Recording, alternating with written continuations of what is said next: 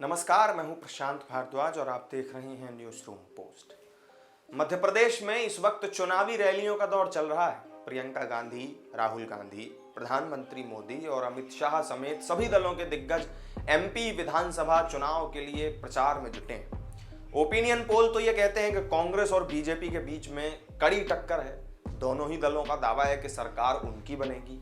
2018 में 1.5 साल तक मुख्यमंत्री रहे कमलनाथ एक बार फिर कांग्रेस की अगुवाई कर रहे हैं। 7 सांसदों के मैदान में उतरने के बाद बीजेपी में भी सीएम पद के लिए कई नामों की चर्चा होने लगी है।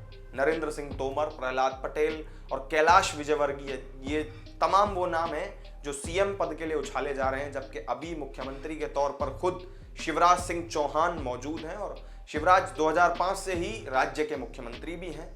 सीएम कौन बनेगा ये फैसला तो 3 दिसंबर को होगा, लेकिन इतना तय है कि मध्य प्रदेश में हंग असेंबली का इतिहास अभी तक कभी नहीं रहा।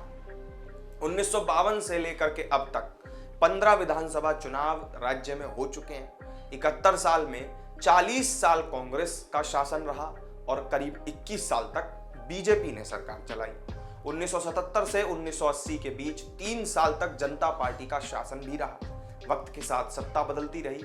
जब कभी भी वोटिंग की बारी आई तो मध्य प्रदेश की जनता ने सत्ता में आने वाली पार्टी को पूर्ण बहुमत दिया।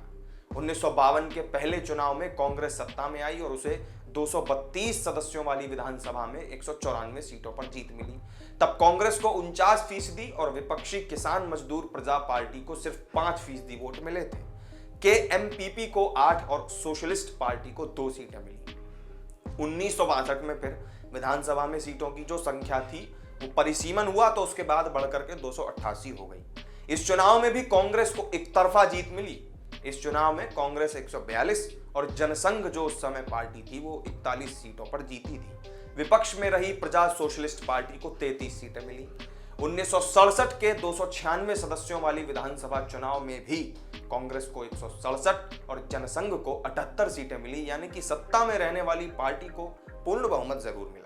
1972 में भी कांग्रेस को पूर्ण बहुमत ही मिला, लेकिन फिर आपातकाल के बाद पूरे देश में कांग्रेस विरोधी लहर चल पड़ी। कांग्रेस और कम्युनिस्ट पार्टी के विपक्षी दलों ने एकजुट होकर के जनता पार्टी बनाई। जनसंघ, सोशलिस्ट पार्टी समेत कई पार्टियों का जनता पार्टी में विलय हुआ। 1977 के मध्य प्रदेश के चुनाव में कांग्रेस सत्ता से पहली बार बाहर हुई थी।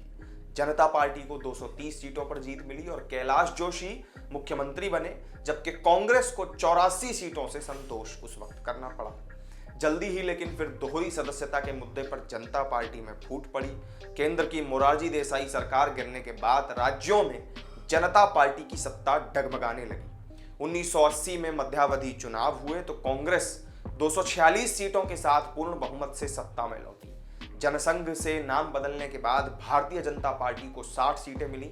मुख्यमंत्री अर्जुन सिंह ने झोपड़ी वालों को मुफ्त जमीन का पट्टा दिया, साथ में घरों में मुफ्त बिजली कनेक्शन भी बांटे। 1985 में यह फॉर्मूला काम कर गया और कांग्रेस ने पूर्ण बहुमत की सरकार बनाई।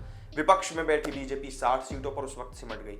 1990 में राजीव गांधी के खिलाफ वीपी सिंह ने बोफोर्स में दलाली का आरोप लगाते हुए मोर्चा खोल दिया और इस दौरान बीजेपी भी राम रथ पर सवार हुई। लाल कृष्ण आडवाणी ने सोमनाथ से अयोध्या तक की यात्रा की। राम लहर और बोफोर्स के मेल ने कांग्रेस को कई राज्यों से सत्ता से बेदखल कर दिया। 1990 में बीजेपी ने 220 सीटें जीती और प्रचंड बहुमत से अपनी सरकार बनाई। सुंदरलाल पटवा सीएम बनाए गए।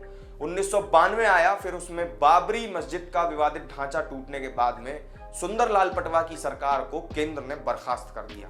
1993 में फिर मध्य प्रदेश में चुनाव हुए और स्थायित्व के मुद्दे पर कांग्रेस को जनता ने 174 सीटों के साथ पूर्ण बहुमत दिया। 1998 में भी फिर से कांग्रेस को 172 सीट के साथ दिग्विजय सिंह ने दूसरी बार पूर्ण बहुमत की सरकार बनाई। फिर 1990 के बाद चुनावी राजनीति में एक बदलाव देखा गया।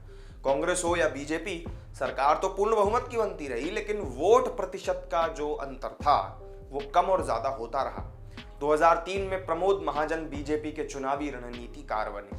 उन्होंने मध्य प्रदेश में दिग्विजय सिंह के शासनकाल में विकास को बड़ा मुद्दा बनाया था। सड़क और बिजली के मुद्दे पर एंटी इनकम्बेंसी का असर हुआ। तब तक एमपी से निकलकर छत्तीसगढ़ एक नया राज्य बन चुका था। विधानसभा की 230 सीटों के लिए चुनाव हुए और बीजेपी को जनता ने 173 सीटों के साथ पूर्ण बहुमत दिया। उसके बाद से लगातार 2018 तक बीजेपी एमपी में सत्ता में काबिज रही। 2008 में भी बीजेपी की सीटें जरूर कम हुई, लेकिन 143 सीटों के साथ शिवराज सिंह चौहान को पूर्ण बहुमत ही मिला था।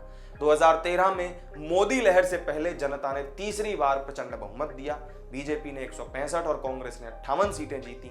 मंदसौर गोलीकांड के बाद 2018 में जब विधानसभा चुनाव हुए, तब इस चुनाव में पहली बार किसी को पूर्ण बहुमत नहीं मिला।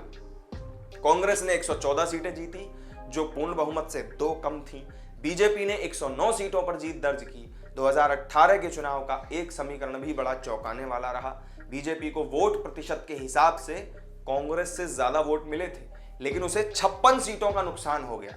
बीजेपी को 41.2% वोट मिले थे, जबकि कांग्रेस को 40.89% वोट मिले थे। कांग्रेस ने 2013 के मुकाबले 4% वोट ज्यादा हासिल किए थे और उसे 56 सीटों का फायदा हुआ था। तो इस बार मध्य प्रदेश में क्या जो पूर्ण बहुमत वाली सरकार को जो वोट मध्य प्रदेश की जनता देती है, क्या इस बार फिर से ऐसे ही दिल खोल करके मध्य प्रदेश में मतदान किया जाएगा, या फिर हंग असेंबली के कुछ आसार आपको नजर आते हैं? आपको क्या लगता है, कमेंट करके हमें जरूर बताएं। वीडियो अगर अच्छी लगी हो तो लाइक और शेयर कर दें और चैनल को सब्सक्राइब करना ना भूलें। फिर मिलेंगे किसी नई वीडियो में नई जानकारी के साथ। तब तक के लिए दीजिए इजाजत। नमस्कार।